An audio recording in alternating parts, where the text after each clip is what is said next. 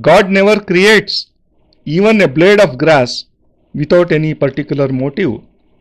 And when He has given form to you and gifted you with thinking power, then surely there must be a deeper significance of your life. And the path onto which the Guru initiates you to make you realize all this leads to the totality of life. The Guru explains to you what the goal of life should be and which thought process you should imbibe into your life. You can attain totality in all spheres of life only with the help of a Guru. And when you succeed in doing so, your life gets filled with a new joy and enthusiasm. The Guru does not just give you Diksha and make you his disciple, rather he gives you a new identity.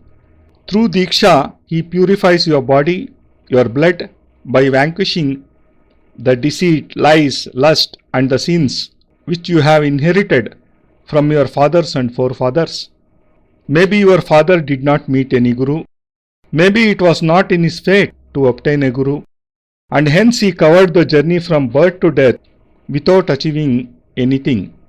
He could not achieve anything in his life because the only thing he did was to take birth, grow up and then die.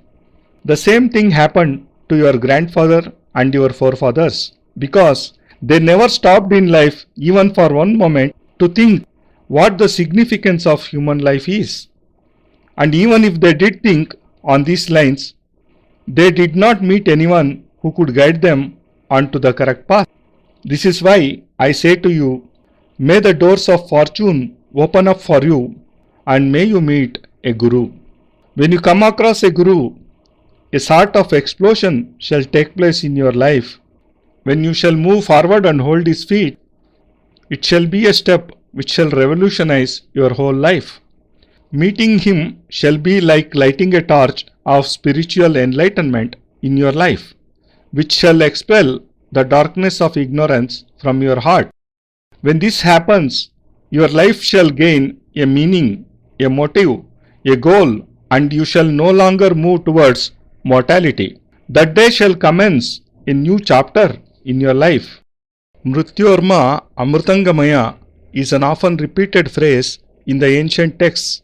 It means that a Guru teaches you how to move from the path of death to that of immortality. You already know the way to death, but you do not know about the path to immortality. Only one person can make you realize this path, and he is the Guru. Guru is one who has achieved the realization of Brahma and who has covered the path to immortality. Even death cannot harm a person who has fused himself in the Guru, because the Guru has achieved divine enlightenment. He is not an ordinary human, he is a celestial form. He is Brahma, he is Vishnu, he is Shiva. In fact, he is Purna Brahma. And the process of becoming a part of the Purna Brahma is the greatest accomplishment of life. Through this process, you can become a part of this divinity and can thus rise your life to empyrean spiritual heights. In the life of every human being comes such an opportunity, but most remain in a state of dilemma whether this person can be a Guru or not. Most people are deceived by the outer appearance and they accept frauds wearing saffron robes and having long hair as their preceptors. But such frauds are not sadhus or sannyasis. What can they give you? They themselves are beggars who go about asking for some money, clothes and food. Such people do not have anything to give, and only those who have something to give can raise one's life to higher planes. But the Himalayas never walk to a mountaineer. They remain still, standing majestically at one place with several summits reaching out and touching the sky above. They adorn the earth with their beautiful snow-laden peaks, and even the gods feel delighted to wander about in their valleys. Hence, to enjoy their resplendent charms, a person himself has to travel and reach them. Only then can he enjoy the divine bliss and peace amidst their beautiful sceneries. On reaching the Himalayas, one feels as if the heart and the soul have become purified. Similar is the feeling one has on meeting a guru. But to meet him, a person himself has to walk and reach him. And when he reaches the guru and holds his feet, he realizes the path which leads to the totality of life. Thus, his goal becomes clear to him, and with the help of the guru, he starts progressing towards it. Moving on this path, he always remembers his real goal, even when leading a normal, mundane life. He knows that this path does not lead to death. He knows that the final destination of this path is not a funeral ground. He knows that at the end of the path is a new day, and reaching it, he shall be filled with divine spiritual enlightenment. He knows that there he shall fuse his soul with the Brahma and shall attain totality in life. At this moment, your life is a void without any goal. You are like an empty earthen vessel. You do not even know what the thought process of your life should be. Only a guru can explain to you which path you have to follow. But you should carefully follow the guru on the path shown by him, lest you shall remain behind all alone, with the guru having walked on. Take care not to leave his feet, because death shall try to change your life in order to deviate you from the right path.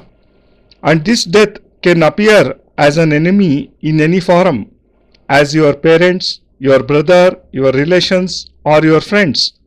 They shall say to you, "What are you doing? Where are you going? Which path are you trying to follow? You should earn money, do some business, you should get married, you should have children. Otherwise, who shall cremate your body and offer oblations to your soul after your death?" Let me ask you, who cremated the body of Surdas after his death? Who offered oblations to the soul of Kabir after he had left his worldly form? Who offered fire to the funeral pyre of Vasishtha when he died? Vishwamitra's body was not cremated by his sons, but by his disciples, who are the living images of the totality he had achieved in his life. And the person who achieves this totality attains the goal of human life. Such a person does not worry about anything, and even death cannot harm him, because he then becomes invincible and attains great spiritual heights. Such moments of achieving totality shall also present themselves in your life. But at that moment, your enemies too shall be standing before you in the form of your wife, your husband, your parents, your social obligations, and your financial problems. These opponents shall surely block your way.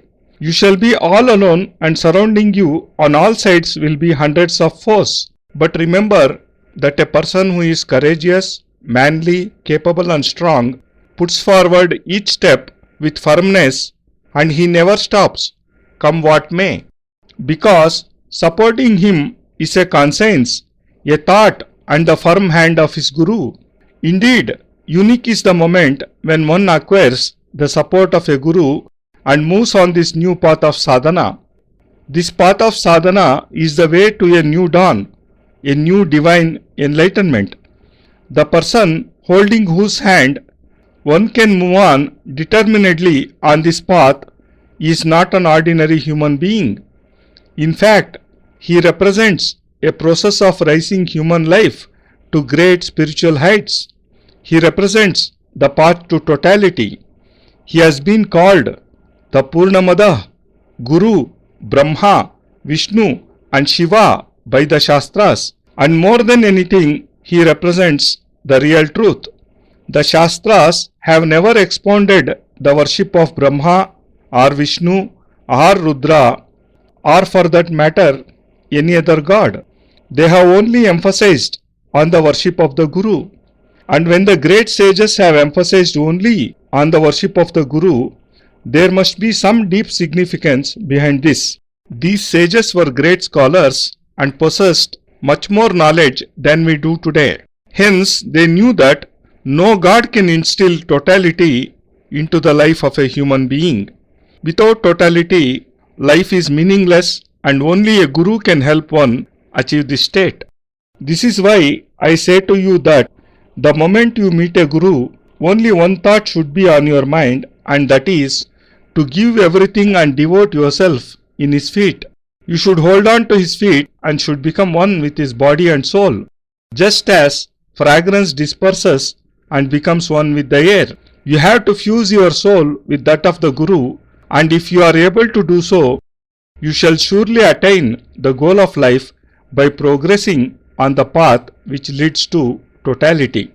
This path leads to a destination where there is eternal joy. Brahmanandam Paramasukadam Kevalam Jnanamurtim. That state is of a peaceful samadhi. It is a state of totality, and reaching it, you can then guide millions of other humans onto this path. Then you can give them the right thought process and can leave behind a rich legacy of spiritual enlightenment for the future generations. This is what we call as completeness in life. This is why I am cautioning you not to miss this chance. Missing this one moment means death. If you don't avail the moment, the perpetual cycle of time shall obliterate all traces of your existence from this earth. I say this because in this moment lies the key to completeness in life.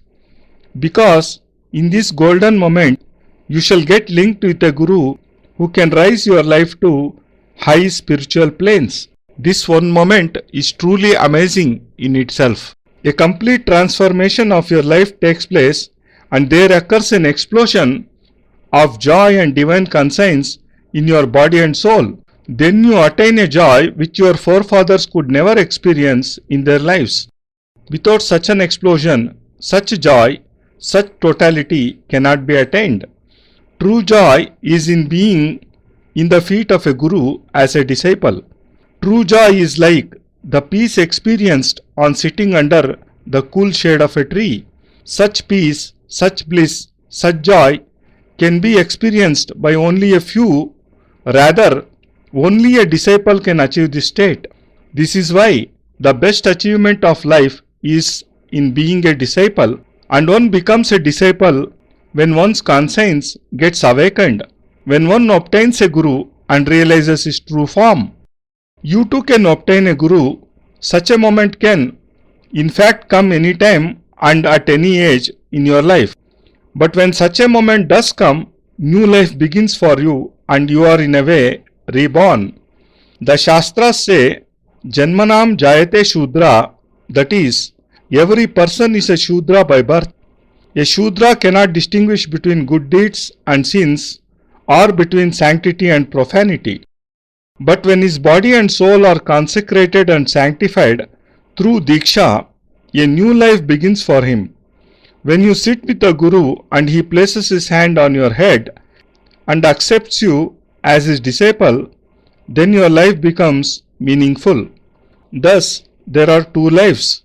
The first life before Diksha leads only to death, while the new life after Diksha leads to immortality.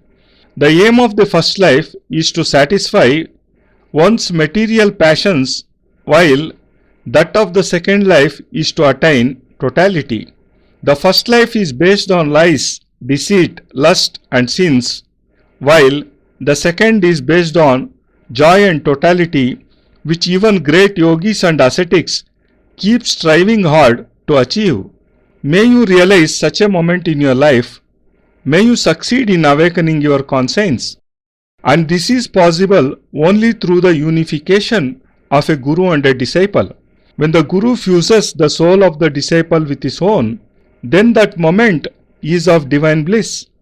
May you reach such a stage in your life, and may this thought process become clear to you. But when shall such a moment come in your life? Only when you forget your parents, brothers, sisters, sons, friends, your problems and your passions, and think for just one moment which path you should follow. This thought process shall encourage you onto the right path which leads to totality. The process of walking on this path is similar to that of a river flowing and merging into the ocean. When the river originates from its source, It has only one thought, one aim, one goal, and that is to flow as fast as it can and merge into the ocean. And only when it merges with the ocean does it attain peace. A similar bliss is experienced by a disciple on meeting a guru.